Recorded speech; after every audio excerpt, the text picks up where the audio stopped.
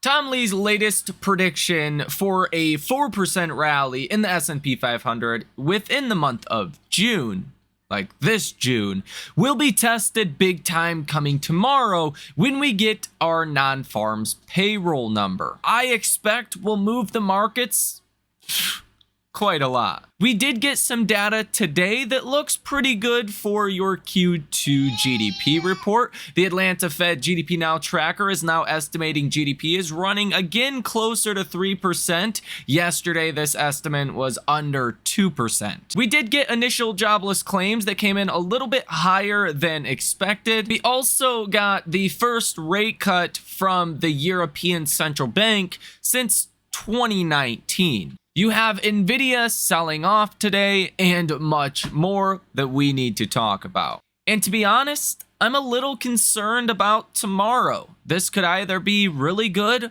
or really bad. First off, let me know what you think about this down below in the comment section. I'm sure you've read this book, Rich Dad, Poor Dad. Well, the author of this book, Robert Kiyosaki, says Bitcoin will hit $350,000 by August 25th of this year, and goes on to say that if it doesn't happen by then, it will happen some point in 2024. Let me know your thoughts on that down below in the comment section. In my opinion, just forget about Bitcoin. I want the average stock to do what the S&P and the NASDAQ have done. The average stock's distance from its 52-week high in the S&P 500, the average stock's distance from its 52-week high in the S&P 500 is 12.3%.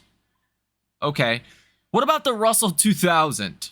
If you're a tech stock in the Russell 2000, on average, you are down almost 31% from your all-time high. So yeah, I think tomorrow's jobs report could spark a massive rally or potentially a large crash, especially in the areas that maybe have not crashed as much, which are big tech. After all, Nvidia is selling off about 1.6% today. This is because if you want to be a part of the Nvidia stock split, today is the day that you have to own stock. Now, coming tomorrow in after hours, you will get your 10 shares for every 1 share currently you own of Nvidia. And then starting off Monday, the stock will start trading post-split. So for anyone that was trading Nvidia, today is probably a good day to get out of your trade. Actually, coming tomorrow, you could see a larger sell-off in Nvidia. As you typically do see the day after the record date, I don't know why I say it that way, that's when you typically see the larger sell-off. Small cap stocks today are down about 0.7%, represented with the IWM ETF. The S&P 500 is really not doing much of anything, almost unchanged on the day today, and the NASDAQ is in the same camp. This does come after you hit a new all-time high for the NASDAQ this morning, as well as the S&P 500. This morning, you did get exports and imports, as I mentioned in the last video. This was going to be a little bit more impactful this time around because of some of the fears of growth and some of the fears of a recession that we have started to see in the last couple of weeks.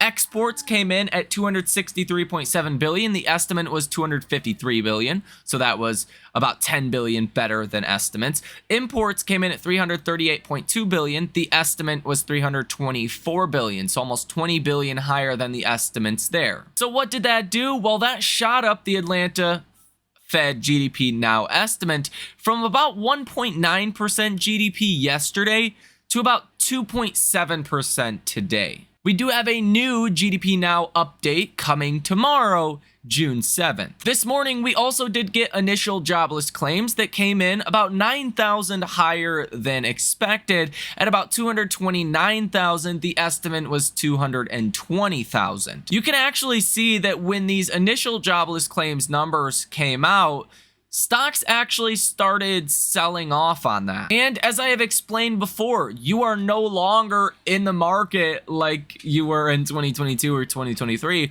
where bad economic data or news was good for stocks. Bad news is bad news for stocks in 2024. Right here and right now, if you get a bad jobs report, if you get a bad GDP report, you're subject to sell off quite a bit. And that's kind of what I'm concerned about coming tomorrow morning when you get the non-farm payrolls report. Now, consensus on Wall Street is about 185,000 jobs.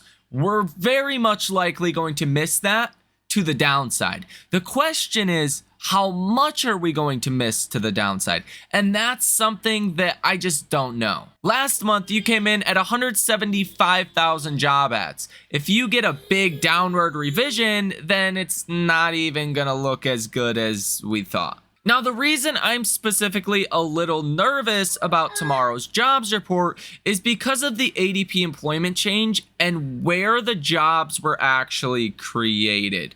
So, the service providing sector added 149,000 jobs as per the ADP employment change, mostly in trade, transportation, and utilities, up 26,000, education and health services, up 46,000, financial activities, up 28,000, but leisure and hospitality only added 12,000 jobs.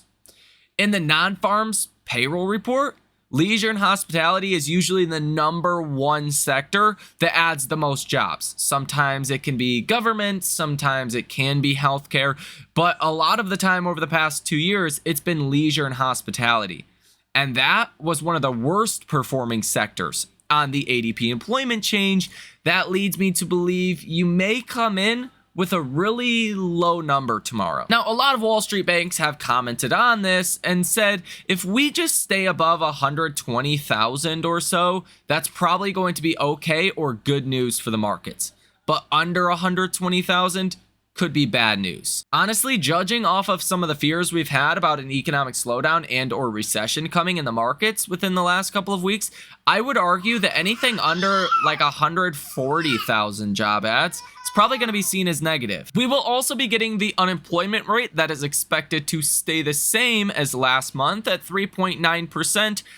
If that goes up, that's obviously not going to be seen as a good thing either. Anytime you go up 0.5%, you do tend to go into recession as far as historical standards. So if we break above 4%, then statistically our odds of a recession have risen. Markets will also pay attention to average hourly earnings. The wage price spiral concerns are always lurking under the surface. Tomorrow morning, we will also hear from Fed Cook around noon. And what makes me a little bit more concerned, just couple some of the economic fears, the recession fears that we've seen in the last couple of days, the last week or two now, and the S&P and the NASDAQ are still sitting at all-time highs. They hit new all-time highs today. So it's not like we've sold off heading into tomorrow's non-farm payrolls report, right? You're still sitting at very elevated levels, and the markets,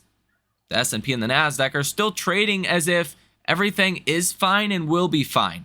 If there are fears that start to rise that things are slowing down too quickly, then I think that could be really bad for markets where we currently are. You can see 10-year Treasury yields have sold off from 4.62% on May 29th to 4.27% as of June 6th, today. That is a huge drop in a very short amount of time. Typically, that happens when, either inflation comes in really good, much better than expected, and changes the estimated path for, Fed policy, or it's because investors are kind of fearful. They want to own some treasuries and get some safety in their portfolio in case the economy is going down the poop chute. Now, also with a fall in 10-year treasury yields, you are raising the odds that the Fed will cut rates sooner. But it really doesn't matter when the Fed cuts rates. You want the Fed to cut rates for the right reason.